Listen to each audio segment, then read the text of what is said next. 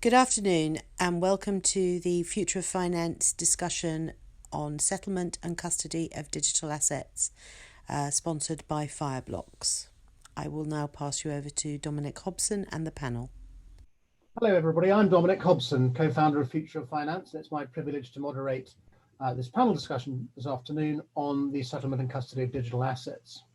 I should in fact say issuance, trading, settlement and custody of digital assets, because we're in fact going to cover the full gamut of services provided by digital asset tokenization platforms. Indeed, the expansion of our remit reflects the fact this webinar is in fact a follow-up, a direct descendant of our last physical meeting back in that other world at the beginning of March, where we could still meet face to face. It left a number of interesting questions hanging in the air about how to provide issuers, investors and service providers with regulatory certainty, about how to manage the cash leg of tokens when fiat currencies are not available on the chain, and how to be confident that security tokens can be held safely in custody, immune to being hacked, cryptocurrency exchange style. But tokenization is nothing if not fast moving, and here we are 6 months on. Some of those questions even seem a bit old fashioned. They've certainly attracted some new and interesting answers and posed some entirely new questions as well. And to discuss them with us this afternoon, I'm joined by Stephen Richardson, Vice President and Head of Product Strategy at Fireblocks, sponsors of our event today, and provider of a market-leading digital asset issuance, settlement and custody platform. By Paul Ridley, who is CAO in the Wholesale Digital Office at Nomura, the Japanese securities house and investment bank, which has developed with Ledger and CoinShares the Jersey-based digital custody service Koimanu. Ken Nakamura is head of Stablecoins at GMO Internet, the long-established internet service provider that expanded into FX and securities trading, but has also got into crypto assets as well, giving the company the expertise to issue the first yen-pegged stablecoin, G-Yen. Our fourth panelist is Sylvain Prigent, co-founder and CPO of SocGen's Forge subsidiary.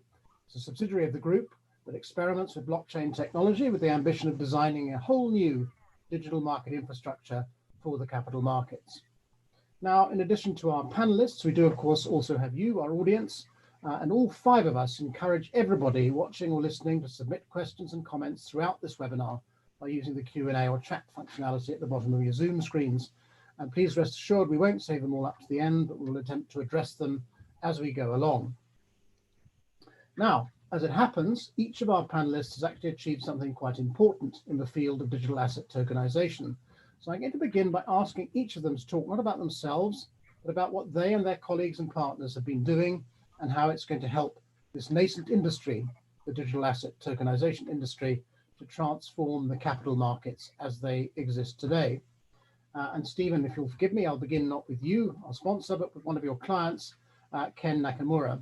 Ken, what is it that GMO Internet has done and is doing in this area?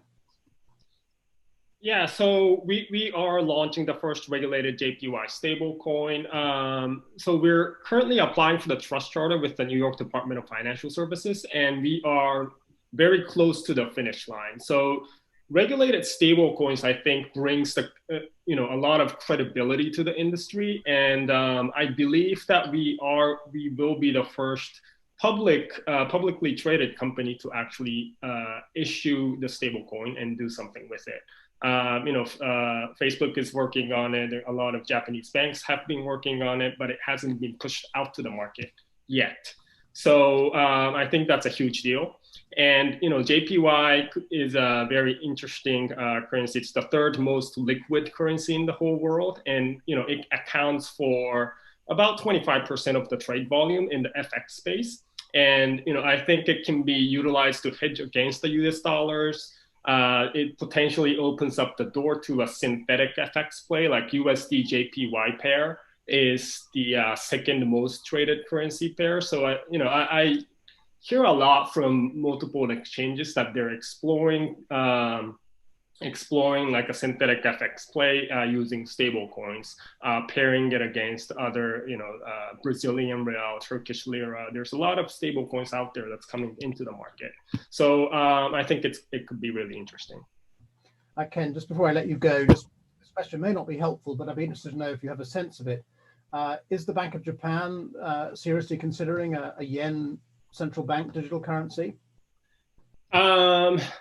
Honestly, yes, they are considering, but whether they're going to actually utilize it in the future is a different story. They are trying to learn and not fall behind to other countries.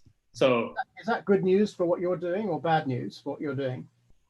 I think it's good. I think it's a good news. I think the whole world's going towards the digitizing, commodities, assets, etc. Right. So in general, digitizing something is a good thing for us.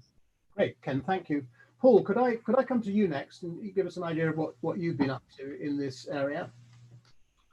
Sure. So, thanks for the intro from Ken here, because Nomura is one of those Japanese banks that is doing exactly what, as he said, which is researching not just the commercial potential for security tokens and tokenization of some of the same assets that we're securitizing today, but also working with regulators and with our peers to come up with ways to bring those to market. And we are in the relatively early innings of that journey today.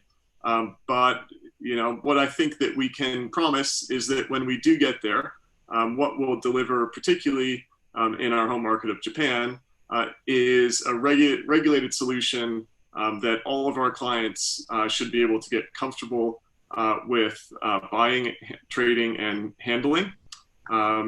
Just as they do the traditional securities that we transact with them on today. So that's one thing. As you pointed out in the intro, we also have developed a regulated custody offering that essentially takes one of the worries away for clients that are thinking about getting into the security token space, in that they can get custody from a globally regulated financial institution that is safe enough for us to use as we do, and we think will meet their needs as well. So those are the two things I'd point to: one long term and one short term.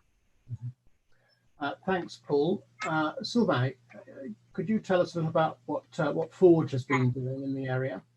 Yes. So since the beginning of the project, we issued two covered bond tokens on Ethereum public blockchain with different settlements. One settlement through a classical fiat currency, and the other through CBDC issued by Banque de France. So even if the transactions were internals, these were real transactions for Société Générale with an impact on balance sheet and regulatory ratio. And I think this point is really important, because to achieve it, we went through a lot of heavy process that gather many departments within Société Générale. For example, compliance, legal, cyber, operation, front office, back office, middle office, and so on. To give an example, because I had fun counting in the new product committee validation process, up to 72 experts had to sign off each feature of the bond token product. But at the end, it was worse, and it helps to ensure technical, legal, and compliance robustness of our operating model. So now, within Société Générale, so not Forge, but within Société Générale, we can propose bond token and EMTN, so Euro Medium Term Note token, to our client. And I think for the industry, the message is quite clear and really positive. Even in a regulatory and heavy process environment like we have in bank and market activity, it is still possible to innovate. It is possible to issue security token, and it is possible to use public blockchain, so it's not nothing. So it's a kind of go for the industry. It's a public blockchain. Yes, Ethereum public blockchain. Yes. Is there any reason why you're focusing on debt instruments rather than equity to start with? It was the easiest way at the beginning. So we did covered bond because it's a simple payoff. But now we expand it to structured product. So in EMTN wrapper, and we could do some more difficult payoff that will be indexed in those other underlying and other structured payoffs. So it was the beginning. Now we want to expand. And when do you expect to be able to offer this platform to third-party investors? Today, the platform is just for internal, but I think the beginning of the next year, we could have a productive solution. Just one last question, because I asked Ken this. You mentioned the Bank of France and a CBDC. I think I'm right to say it would be an interbank CBDC. That's what the Bank of France has in mind. And where has that project got to?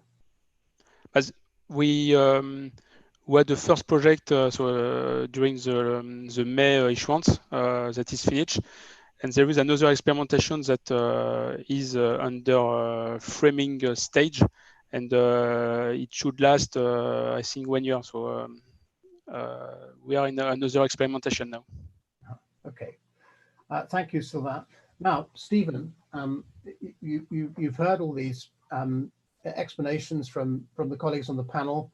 Now, both Ken and Paul in their different ways, and Sylvain in a way, mentioned regulation, and regulatory uncertainty has been one of the main explanations for why digital asset tokenization hasn't progressed as fast as it might do, because neither investors nor issuers can be sure under what regulatory regime they're actually acting. Is this problem going away? Are we getting towards regulatory certainty now, do you feel? And maybe which jurisdictions do you think are most advanced? Yeah, I mean, at least in my opinion, I think there's been a better understanding, and from folks like Sylvain, Ken, and others, to walk the regulator through, the multitude of questions that they have, whether that be from understanding, should it be a public or permission blockchain, understanding the security models behind what's going on, and then understanding how all these different components, apply within the existing regulatory framework that they have today, and whether or not utilizing a digital token they cannot kind of execute, and what changes to regulatory framework, need to be made, right? And so, I do think that there is, quite a bit of clarity that's occurring, right? If you look at what Ken's doing from folks like NYDFS, from a tokenization perspective, you look at Sylvain and what's happening within France, you look at MAS and what's happened between HSBC and SGX. I think there's a view that there is more of a understanding by the regulator to work hand in hand with the banks and other financial institutions to solve the gaps that might exist between bridging, the traditional world and this, new emerging digital space, right? And so long as I think, you look at the folks on the phone, they're very much attacking, understanding how these things can fit within the existing regulatory framework. And I think that generally speaking, if you look at Germany, if you look at other places, regulators are responding, I think, in a relatively positive way about that.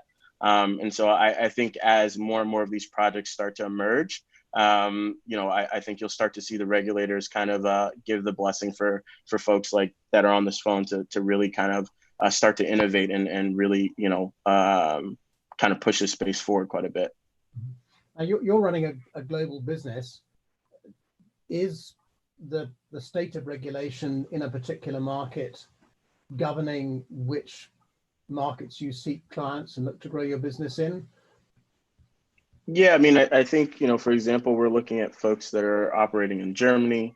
Obviously, we've talked to a number of folks that are in France.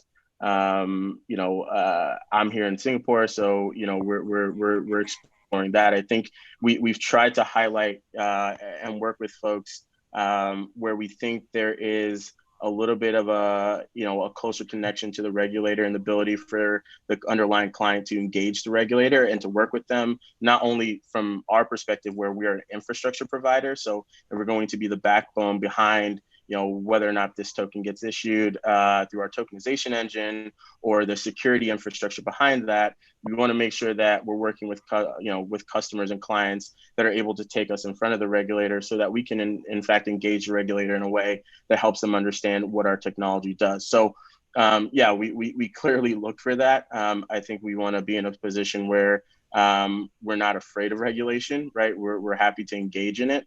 And that's kind of the way we approach a lot of things on our end. I asked that question because we're in a competition here, not just to issue security tokens and stable coins, but actually a competition, if you like, between jurisdictions to host these new instruments, are we not? You can just say yes or no to that, or maybe. I mean, I don't think it's necessarily from a competition perspective. I do think that from a financial institution perspective, there's a view to really understand it and be able to execute on it when you feel comfortable.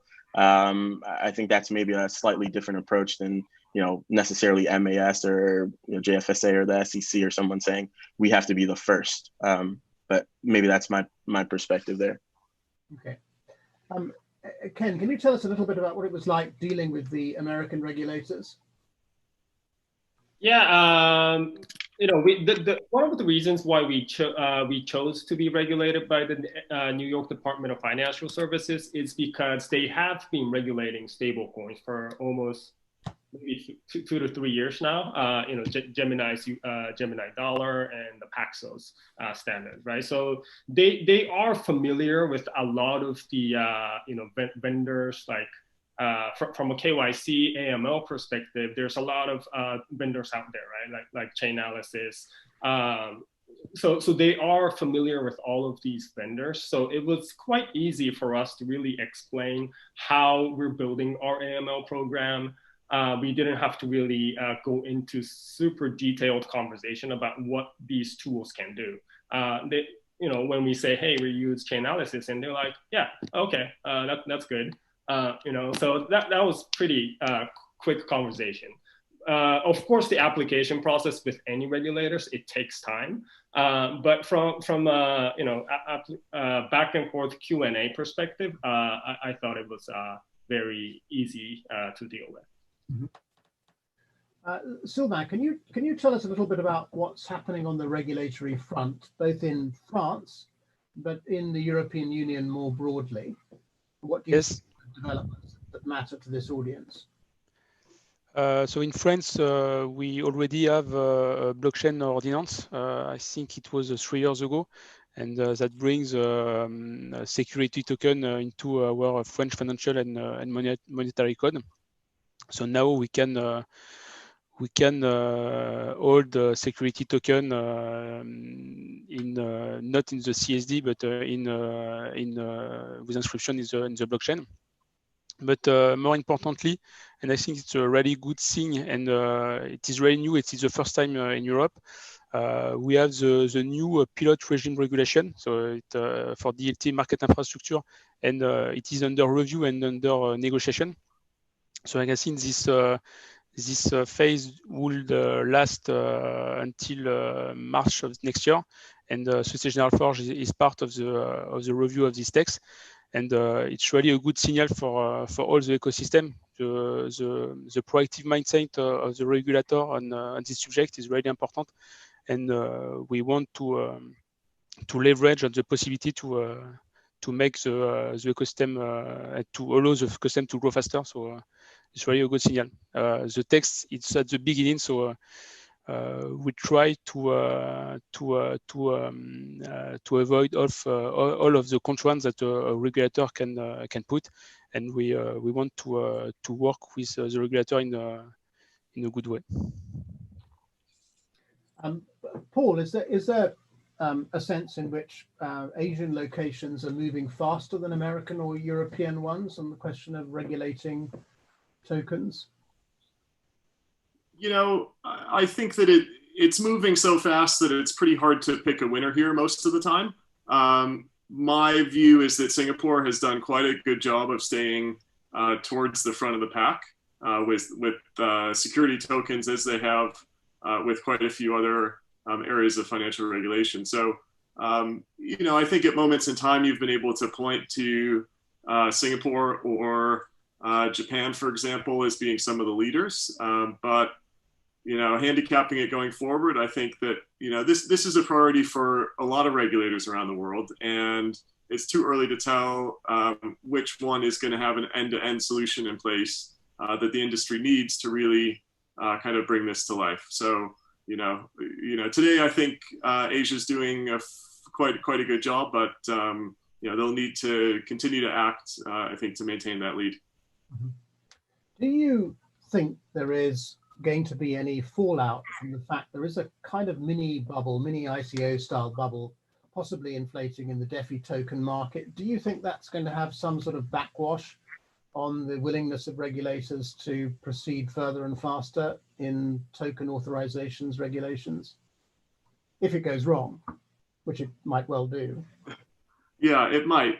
I may make some enemies by saying this, but I have to say, from my perspective, a lot of the boom in DeFi has been pure speculation, which has been the cause of many a bubble in crypto and otherwise. I don't think that what we're seeing right now is pure value add for the digital asset space or for investors. Is there going to be fallout from that if and when it goes wrong? And it already has gone wrong to some extent with various sort of broken code and things like that. I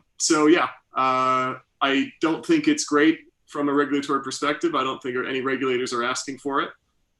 Sitting in a regulated institution, it makes me more nervous than hopeful. Let's talk a little bit about issuance now. Stephen, could you give us a sense of why is it that stablecoins have established themselves? Excuse me, Dominic. Can I add something about DeFi protocol? Yeah, do. Yeah, sorry. So I agree with Paul, but in Jurisdictional Forge, we have a really close look on some DeFi protocol because I think there is a great innovation. So I don't know about regulatory uncertainty because it's a fact that some governance token looks like ICO. So it's clearly the case. But some big protocol within Ethereum blockchain are really well designed, and we try to assess all the risk of this kind of protocol. And another feature that is really interesting and maybe could help in some use case I think of the repo market and money market in the blockchain version could have a big impact in the future. I see kind of flash loan. I don't know how it could be used, but I think it is something that it doesn't exist in the classical market infrastructure, and maybe could help to have a really good repo market and a really good money market activity, and all features that happen in the collateral reuse via smart contract and liquidity pool via smart contract is really interesting to see. And we need, I think, to have a close look on this protocol, even if there is some scam and there is some regulatory uncertainty. Yeah, I mean, I think in a lot of ways that there's learnings that can occur, right? I mean, I think there was an article recently about how after the KuCoin hack, right, DEXs were used as a basis to, move money. I think in a lot of ways there's an awareness about what could go wrong and what kind of regulatory, basically guidelines need to be put in place to kind of execute that. But if you think about the concept of being able to, place an order book and then directly settle, and what the implications for that might mean as other assets get tokenized, and we might think about shifting towards, fully available markets, right, where settlement can happen instantaneously between known counterparties that are KYC'd at a banking network, right? Why wouldn't you look at that emerging technology as something that can then be implemented and brought at the bank? Now, from a fact that it is a non-regulated basis, and it's been used for things that may not be above board, right? That's where I think the regulator will step in, and then basically,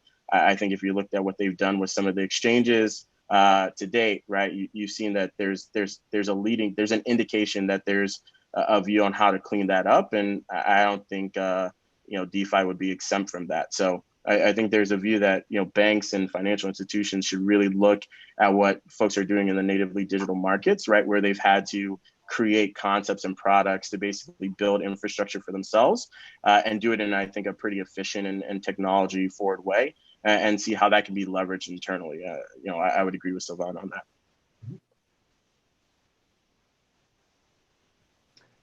I was going to talk about issuance, but given what you've just said, Stephen, it might be worth just jumping straight here to and we've talked about the DeFi potential problems.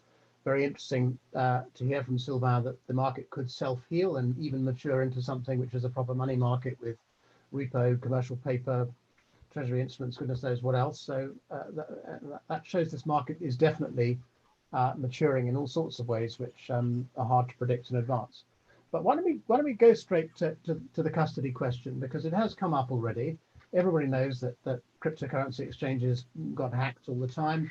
Not everybody knows that half of those hacks were inside jobs, but still, investors must still feel there is an issue there. But the technology is evolving, isn't it? And there are solutions now which are becoming available. What generation are we on now, Stephen, in terms of safe custody of private keys?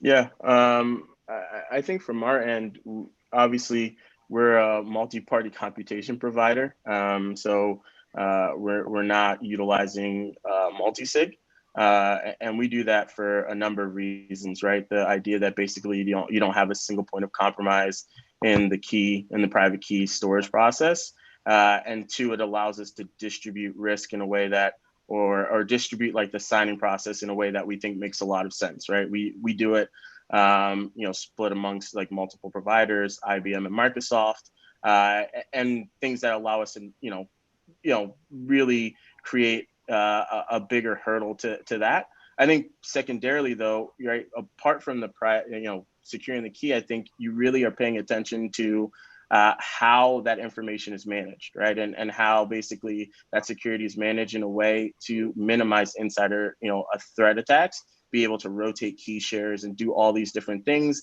that basically if something is compromised, you can do it in a pretty efficient way without, significantly disrupting your business, right? I mean, you can look at OKX as an example recently of, basically if one signer wasn't there, right, you can't sign transactions and create withdrawals from a wallet, right? And so how do you, add a level of operational efficiency that basically allows, exchanges or financial institutions to feel comfortable, securing those assets without necessarily putting them in a central point of compromise, as we've sometimes seen in the natively digital space. So, that's where our solution focuses a lot on in terms of mitigation of a single point of compromise, mitigation of, collusionary internal basically attacks, and then, concentration on external vectors that we think promote risk in this space and how we mitigate those.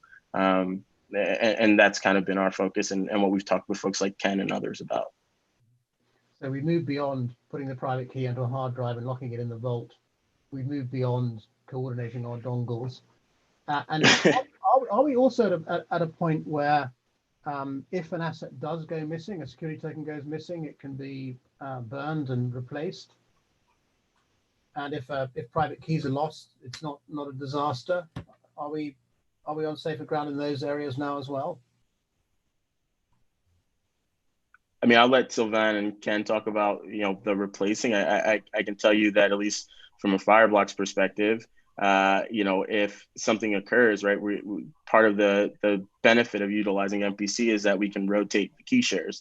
I mean, other MPC providers have that as well. So it allows us to have a structure that is quite flexible, and not, necessarily have to port over an entire wallet because something happened, right? It's the idea that basically you build, policy frameworks into the existing technology to allow it to operate at scale, understanding that there are things that happen. And when those things happen, they shouldn't compromise your entire business or the assets of your customers, right? They should be isolated, they should be rectified, and then basically, solved. So, that's how we look at it from a security perspective. I think obviously from a minting and burning and redemption perspective, I think it matters a lot if it's on a public or a permission blockchain perspective and what can be done there. But I'll let kind of like Sylvain and again Ken speak to how they approach that. Ken, do you want to take up that invitation? Yeah, so we originally, tried to do all the minting, redemption, burning, all of those processes manually, right? So before, we started the conversation with Stephen.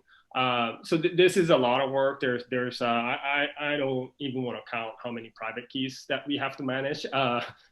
including all those backup keys, right? So if yes, if you lose the private key, including the backups, you're pretty much screwed. You have to basically rewrite the code, issue another different version of stablecoin, and then sort of like restart the whole process. So to that extent, I mean, MPC technology is great. We can basically automate all of the minting process with just a mobile phone tapping, right? So approval, and we can mitigate the internal collision risk as well. So yeah, so that's where we stand right now. So MPC is very helpful. Yeah, I think, yeah, absolutely. Sylvain, do you have something to add on this or not? Because I've got a question for you here from a member of our audience as well. Yes, so on this topic,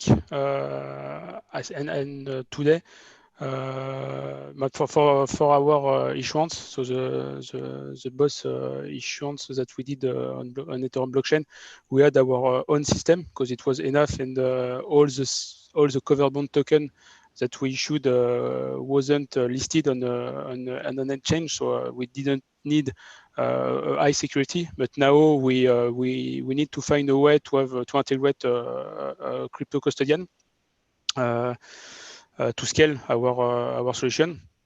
But again, I think it's important to have the view on what the crypto chain could bring, and it's not just a pure safekeeping of private key, because we have an operating model that is really solid and need operator to move the token. So you can't do a peer-to-peer transfer between counterparty A and counterparty B. And the crypto custodian need to add more value for investor. For example, KYC, reporting, and other things like that. And the main question of all of this, because it's important for the ecosystem, it is how we are going to attract investors. In Société Générale Forge, we had a lot of discussion, and we still have some discussion with investors, and it's not so easy to attract them, because we need to find an approach and to find a way to give them an overview of the impact. And to be precise, I try to explain my idea. It's a blockchain technology should impact market infrastructure and post-trade value chain. But the price of a bond token, the price of a bond or an MTN is not really sensitive to the market infrastructure. And worst, the price of a bond token compared to a classical bond could be more expensive today because of liquidity premium issues that we have on bond token. So when it comes to investors, we need to find another approach, and when we have some talk with investor, we try this approach. Let's say, for example, you are an investor, and I play a game. I do a comparative analysis with you. When I consider you shift, let's say, 1/3 of your bond position into a bond token, and what will be the impact of it? And with a clear operating model and with a clear market view of the infrastructure cost, you can give the investors the impact. But there is some uncertainty, and we can't give this with precision, because on the safekeeping part of the operating model, there is not a standard price model today for the pure safekeeping. In the classical market infrastructure, custody is very competitive. I can give one figure that is really important and to keep in mind. It's custody services cost 1 bips or less. So we are really at the point that if we want to attract investors, we need to have a standard model, and we need to find a way to attract investors by other feature that could be placed in the crypto custodian. As I said before, KYC, Oracle services for reporting, other kind of asset servicing embedded in the Oracle that is in the crypto custodian. So I think it's not a good I think it's my opinion. It's not the good way to think about pure safe crypto custody by safekeeping of private key, and the model of the crypto custodian has to expand with the other feature, because we know that MPC is really solid, and that's why we have some discussion with Fireblocks on this topic, and we know that it's secure, and unsecured token today is not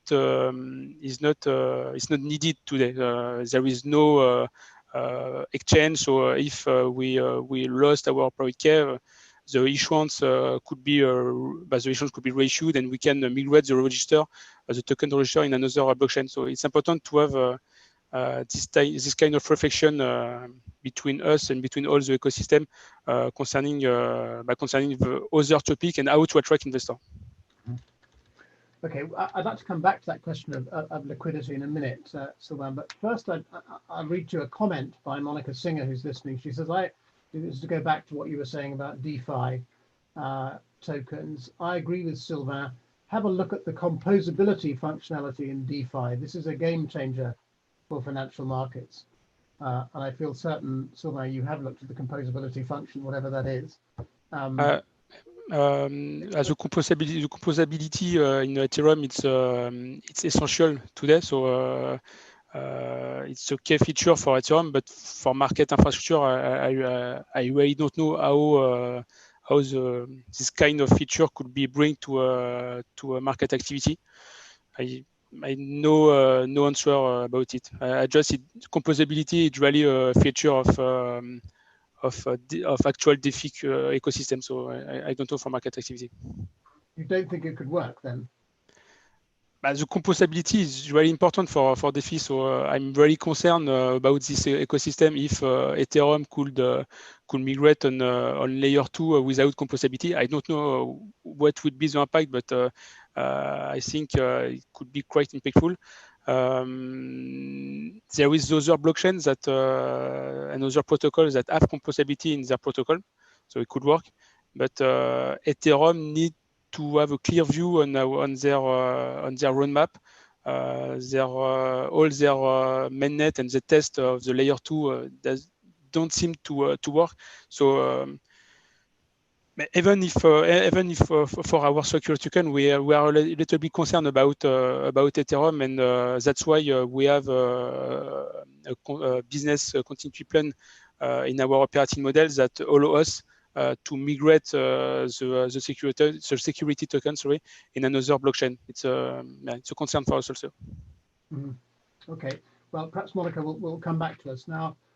We've had questions are starting to come in now, so I'll take the first one, which is this, and it probably belongs to you initially, Sylvain, but I think others would like to comment on this because it's about depositories, really. Given the French ordinance that Sylvain touched upon makes allowances for safekeeping security tokens on the blockchain rather than within a CSD, what are the implications for CSDs down the line? Do you foresee distributed, decentralized CSDs? In other words, CSDs would just be nodes on a blockchain, or will they just become defunct?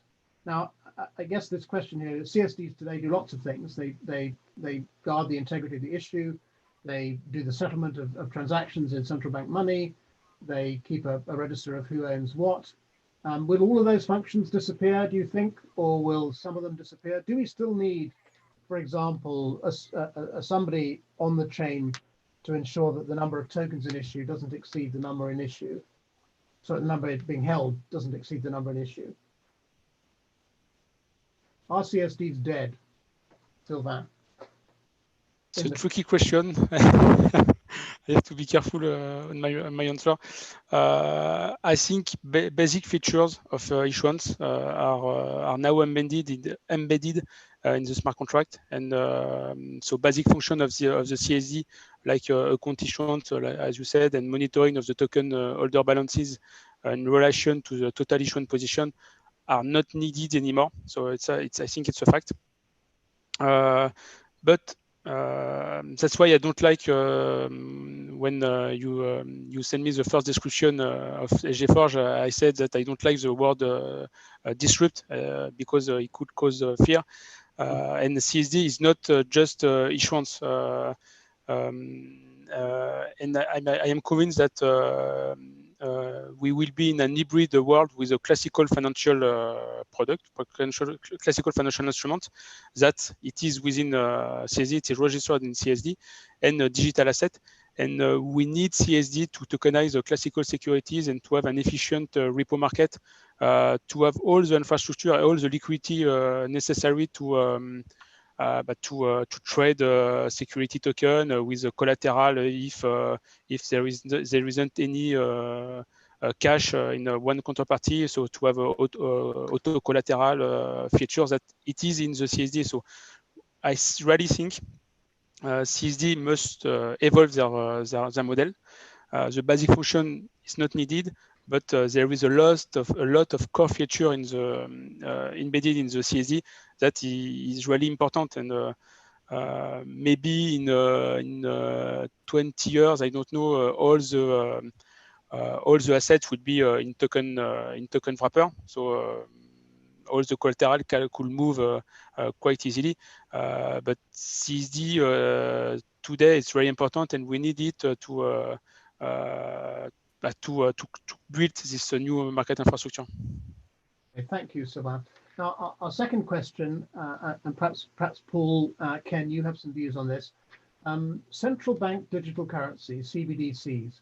Do you expect the model to have smart contracts or any other kind of rules for the issuer to control how it is spent, i.e. helicopter money to be used only in basic expenditures and not savings? So I think what's being said here is the central bank might build some automatic functionality into a CBDC to say, well, there's going to be a recession, so we'll spray money into people's bank accounts to keep the economy buoyant, but we won't allow you to save it in your tax incentivized savings vehicle. Do you have a view on that, Paul? Will CBDCs have smart contracts built into them? Yeah, I think everything is. Your Ken. I'd love your views on this. Do you want to go for that? Didn't mean to. I'll take it first here, Dominic. So the short answer from my perspective is no. I think as central banks look to issue CBDCs, particularly early on, the single most important aspect of CBDC needs to be that people value it at the same rate that they do the traditional currency that they already have. And so any central bank that's putting restrictions on what someone can do with that, with that token, means that naturally they must value it less than a normal dollar. So I think as much as central banks may like to be able to program money to keep you from buying cigarettes or whatever the restriction may be, from my perspective, it very much undermines the value of the currency, and until they're able to solve that, it will be very difficult to make it work. So I'll leave it there and interested in Ken's views. That's a good point. You can't have $2. Yeah, I think everything's hypothetical at this moment, and it's a case by case. But I sort of agree with Paul. I think that's where private sectors should come in. I think the biggest challenge for CBDC is the distribution, right? So private sectors are, of course, better at dealing with retail customers. Governments don't have much experience in that, or lacks experience. So what I envision is, where stablecoins or other fintech firms have access to the central banks, and central banks, traditionally, the private banks have the access to central bank. But if it opens up to more fintech firms like ourselves, there's a possibility where we can work together, right? So stablecoins can, of course, put these controls through a smart contract, and there may be a world where stablecoins are pegged to the CBDC, and stablecoins are actually being used for the retail payments purposes. And then, CBDC central banks just play the role they're playing right now, just opening up to more private sectors.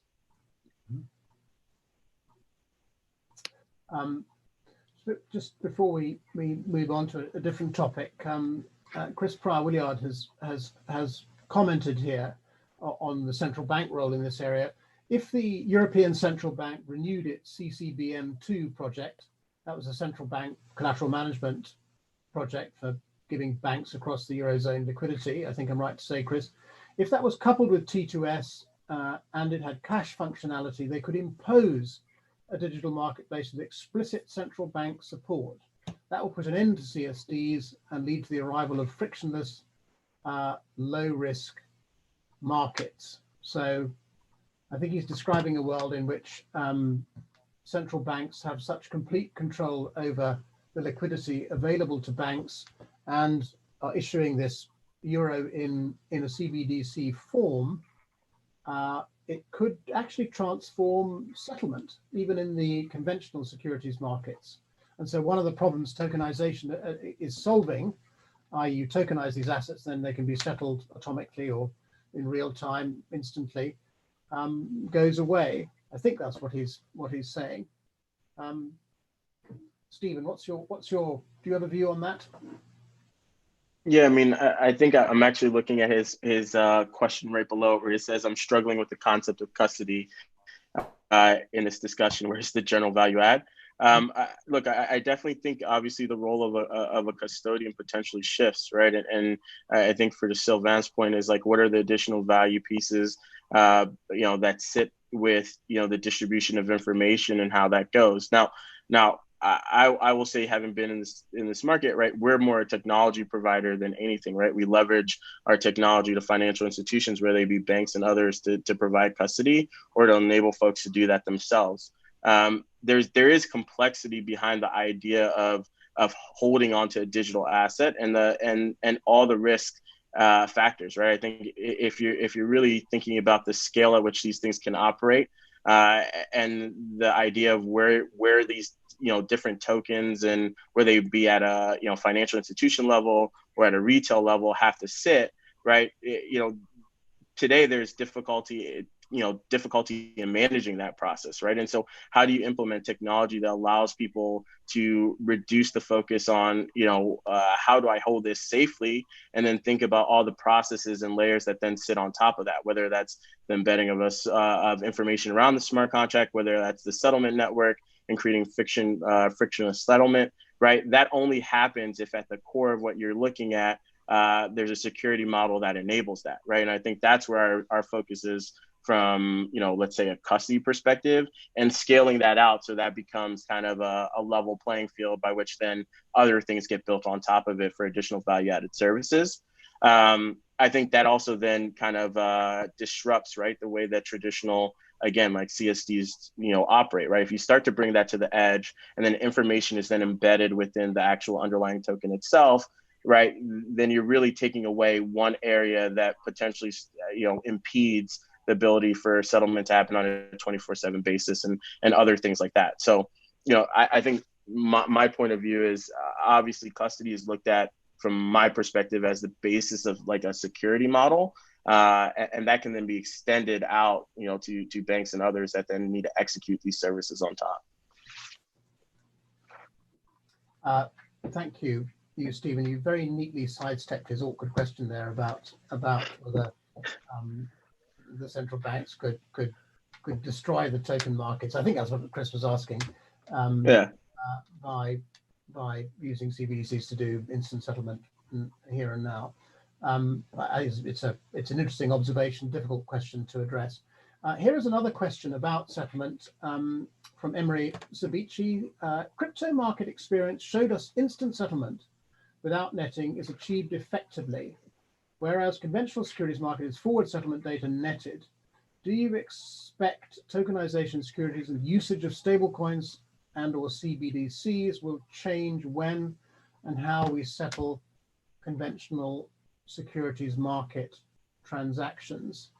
I'd have thought one problem in that is that if you're going to settle instantly, you need to be pre-funded, don't you? Whereas in the conventional securities markets, that's not necessary. There is a credit mechanism there as well. Does anyone have a thought on this? I don't know. Are we going to move towards instant real-time settlement in the securities token markets, or is it going to preserve the advantages of netting and credit, which we have in the conventional securities markets? I bet Silva has a view on this.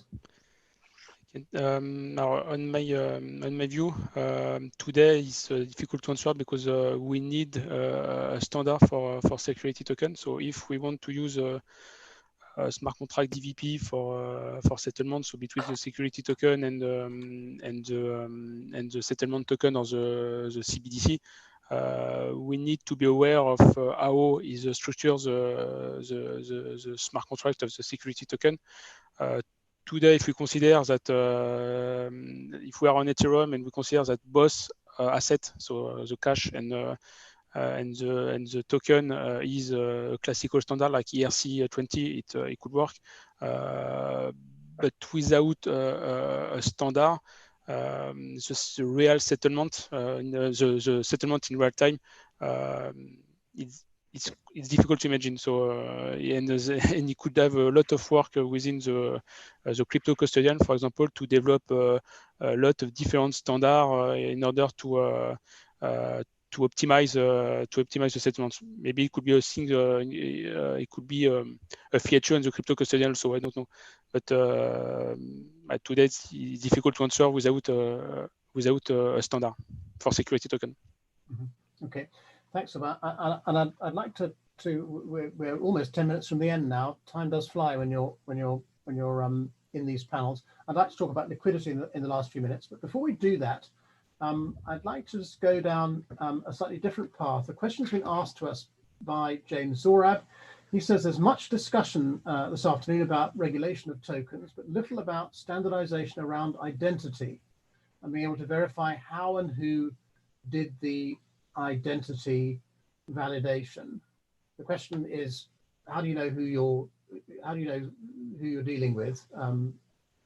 I suppose it's a digital identity question, and this has come up, has it not, in the DeFi bubble, which is going on now. Nobody knows who's lending or borrowing. Is there a role for digital identity processes, validation, which would help this market to accelerate?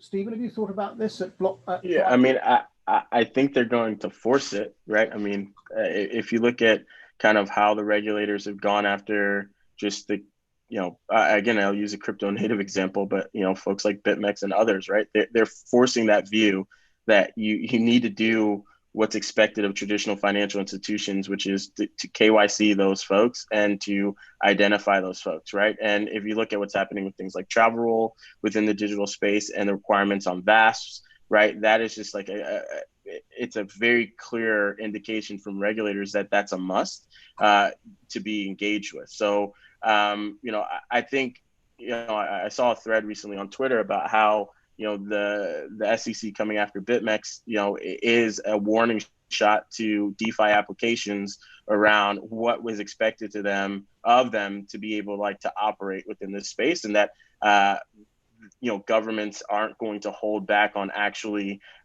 coming after these different platforms, given the lack of identity and follow through on basically existing regulation. So, I just personally think it's coming, right? And if you think about what's going to happen from a securities tokens perspective, where a lot of these are happening out of traditional financial institutions that have access to the existing paper, have access to the existing clients, in order to operate within the regulatory framework and to get approval to actually move these business cases forward, it's imperative that they do these identity processes and they work with VASPs and other kind of extended networks that are following the same level of regulatory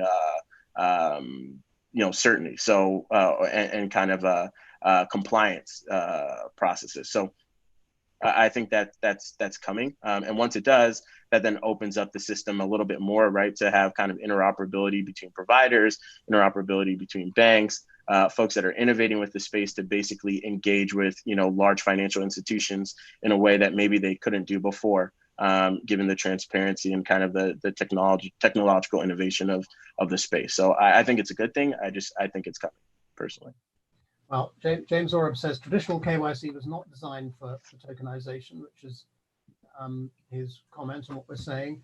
On what we were talking about a little bit earlier about CSDs and traditional settlement processes, Chris was obviously not impressed by our cautiousness here. He says the dinosaurs have won. Not an encouraging thought for us futuristic types. Monica says, if CSDs are vertically integrated with the stock exchange, the chances are the stock exchange will collapse the separate role of a CSD. So she thinks CSDs do not have a future. She's also explained to us what composability in DeFi is. It's when they're able to move the token from one exchange to another and combine different functionalities in real time, like lending the token, using it as collateral, etc. The interoperability between exchanges is a real-time, low cost, and without intermediaries. Which brings me to our last topic here. And Eugene Kemp, don't worry, I haven't forgotten about you. Talk a little bit about liquidity. Ken, I'm sure you have some thoughts on this. If we're to bring liquidity to these markets, and there's not going to be there initially because there's not going to be enough of them and there's not going to be enough people investing in them. Do we need market makers? Do we need lead brokers? What would help to encourage liquidity in security token and stablecoin markets? Well, yeah, I think they're all there already. Market makers, brokers, liquidity providers. There's I can name probably 20 of them off the top of my head, but I think there needs to be a larger players coming into the crypto space. For example, when I say large market makers and liquidity providers, like companies like Jane Street or companies like Hudson River, they trade a massive volume in the securities and other commodity space, and they do a little bit in. I hear they do a little bit in the crypto space, but if they came in. They have a huge balance sheet, obviously, and compared to the market makers that exist right now in the digital asset space, some of them are like crypto, just crypto focused, and the size of the book, their balance sheet is very different. So to that extent, I think if the larger players come into this space, there's definitely going to be more liquidity and more unique things that the market can do. Mm-hmm.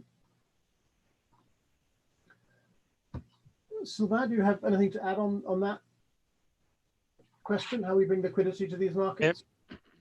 So on the security token realm, we need to we need all market participants, and it's not enough. It's not enough today. So I urge market participants to come us because they know their product and they know better than us. They know their business better than us. But one thing that is important is and can improve liquidity. I take the example, I take the example of an ETF token. We know that in Europe, ETF is very difficult because of the settlement, and the liquidity is missing because of this feature. And tomorrow, if we can find an ETF that is based on one point of settlement, I mean the blockchain, it could really improve the liquidity and all the frictions that we have on the settlement side. So there is a lot of use case that need market participants, and I'm sure that we can improve some business case. So we need authorized participant, market maker, broker to continue to grow the ecosystem. Maybe one other example is we start to see some business on derivative listed product. Some broker have the idea to use it, but so we need them, and we can start designing the use case with them. And we had a discussion by the next week. That's why I think about it. And a lot of broker and participants had a good view of how a blockchain could be used for their use case. So the education is here, and people start really to know how blockchain works. And now they just need some designer, some structure to model their idea. Now we have an observation here from Eugene Kemp. Surely we should create more post-trade efficiencies and automation, cross-border, reduce friction and intermediaries because T2S failed. Cost of verification, cost of network, bringing cash and securities together optimally. By T2S failing, I think he means it hasn't reduced the cost of settlement in the Eurozone, and therefore we need new ways forward. This is a kind of opening for the tokenization markets. But Paul, I'm conscious you've been very patient there. Perhaps we could go back to some of what we were talking about earlier with CBDCs and the role they could play in making settlement more efficient. But we don't have CBDCs at the moment. We do have stablecoins. If you cast your mind forward and see what the world would look like in 5-10 years' time, which of these do you think is going to be the survivor, the most useful instrument? Will it be a stablecoin or will it be a CBDC? And what impact would you expect them to have on securities settlement, whether it's security tokens or conventional securities? Yeah, so fair question, and I think the good news here is that I think that stablecoins and CBDCs will both make a big step in helping us improve settlement dramatically. And further to that point, the more we can digitize each step of the issuance, trading, settlement, and custody process, the faster this gets end to end. Obviously, right now, you're only as fast as your slowest leg of the trade. And right now, most of the networks that banks and clients are trading in aren't fully digital, as we all know. With that said, if you have a choice of trading in a stablecoin or a CBDC and a security token, of course you'll choose the fastest settlement leg because settlement delays have a cost to us all, right? So the economic incentives are there for stablecoins and CBDCs to be adopted by big institutions and clients alike. And I think every step of the way from the solutions that Fireblocks has for sending for transferring value and storing storing security tokens under MPC are great, as are the stablecoins that Ken is launching. And so, the more the better, and the faster it comes down the pipe and we can connect all these dots, then, the quicker we all can benefit and have cheaper, faster trading. Well, here's another awkward question from one of our audience, which I'll put to you first, Paul. Does the panel think traditional cryptocurrencies will survive alongside CBDCs and impending regulations? Anyway. Yeah. Can cryptocurrencies survive alongside CBDCs and stablecoins? Might be one way of asking that question. Yeah, absolutely. So, again, what we see in the market and speaking to our, traditional client base is that in some spots there absolutely is demand for a new investable asset class. And, not to say that cryptocurrencies are going to replace stocks and bonds, but a lot of our clients are telling us that they're an important part of the portfolios that they're trying to create. So, it's not up to, Nomura to tell our clients, what to buy. They tell us what kind of exposure they're looking for, and it's up to us to try to deliver it. So, fundamentally, we hear them on that. We have various internal initiatives going on to see if we can provide that kind of exposure to Bitcoin and the like. And as long as clients are asking for it, we'll continue to try to deliver that to them. Now, we're 4 minutes over our time now, so we're going to have to stop in a minute. But I'd like to maybe just stay with you for a minute, Paul. If we look at what's happening here as a data business, if I look at the revenues of this London Stock Exchange or ICE these days, like 40% or more of their revenues now come from data, from selling price data at the indices, listing derivative instruments based upon that price data. Now, clearly, none of these markets can be generating data in that sort of volume at this point. But would you expect the trading platforms that are being set up now eventually to go down that path as well? Do we expect the same development in their revenue streams to occur in this sector as in others, as in traditional exchanges? I think it'll be a little different. Obviously, on blockchain, as long as they're public, you need not pay for a lot of the data that people are paying for today. With that said, everyone likes a shortcut, and everyone likes someone to do it for you if you can. So things like indices, there are obvious advantages for us all. Looking at the same reference prices and index weightings and so on. And so someone will certainly need to do that. Hopefully it's cheaper. I think, the amount of value that data companies are capturing today, it feels pretty extreme at sometimes, but, I'd be very surprised if there wasn't a whole new emergent industry around data in assets. Ken, Go, God. I'll come to you in a sec, Stephen, but Ken, one of the things you said a minute ago was you'd like to see Main Street capital coming into this sector, bringing liquidity to the markets. Now, they're obviously a big player in, say, ETFs. So index products matter a lot to them already.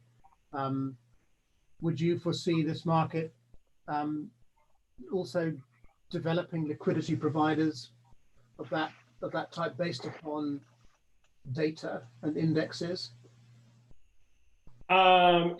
Yes, but I think speaking of data, there's just like Paul mentioned, you can basically get a lot of data from the blockchain, the public information. There's a lot of APIs that are available in the market. And once you aggregate all those together, you can basically come up with your own sets of data that's useful for you, right? But I do foresee someone doing it for you and then just selling the data. Yes, I think that will happen, but it's more transparent than the traditional capital market. So it's a little bit different in that sense. Mm-hmm. Okay, we must stop in a minute. Stephen, I'd like the last word to be with you, but Sylvain, just very quickly, you mentioned derivatives earlier. Do you feel confident this market is going to evolve in exactly the same way as the traditional markets have? We're going to get price data, we're going to get indices, and we're going to get derivative instruments based upon that price data and those indices. Is that what you really think? And what sort of timescale are we talking about? Sorry, could you repeat? My question is, you mentioned earlier that you thought derivative instruments would be developed in this marketplace. In order for that to happen, we have to have solid price formation. We have to have indices developed. How long do you think that will take? I think it depends on the regulation and on the European last regime. But if I think next year we can start to address this kind of product. When I speak about derivative listed product, it's all about warrant, turbo, and certificate. So it is a security with a derivative inside, and it's not so difficult to do with a public blockchain and with a blockchain. So if the regulatory size is okay, I think we can start to propose this kind of business. Thanks. So now, Stephen, perhaps we must stop, I'm afraid, after your next call. No, that's fine. Overrun by nearly 10 minutes, but you were going to chip in on this, but perhaps you have some final observations you'd like to share with the audience as well. Yeah, I mean, I think we'd focused on trading, and I guess my point of view is there's a whole segment of other spaces.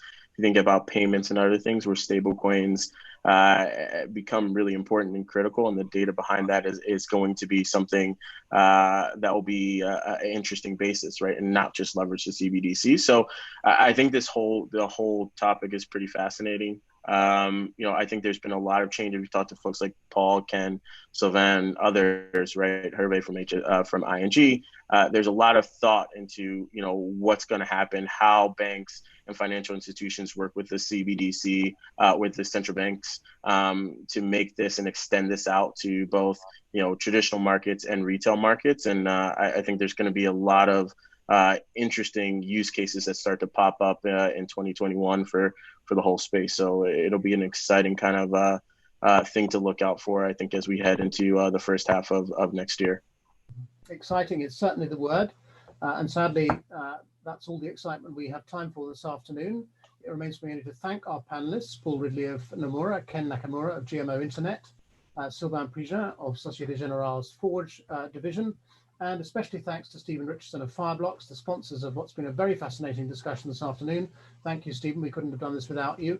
And thank you also to our audience for your interest, your comments, and your questions. I hope you've enjoyed it. Our next webinar is as early as tomorrow, in fact, and I suspect at least one member of our audience will want to be at that because it's all about digital identity, and we look forward to as many as possible of you joining us tomorrow. But for now, it's goodbye from the six of us. Bye-bye. Thank you. Bye, Bye-bye. Thank you. Bye-bye. Thank you, Dominic, and thank you to our panel. If you would like to see the summary of this discussion, please visit our website on www.futureoffinance.biz. And indeed, if you would like to see the video again, that is also on our website. Many thanks.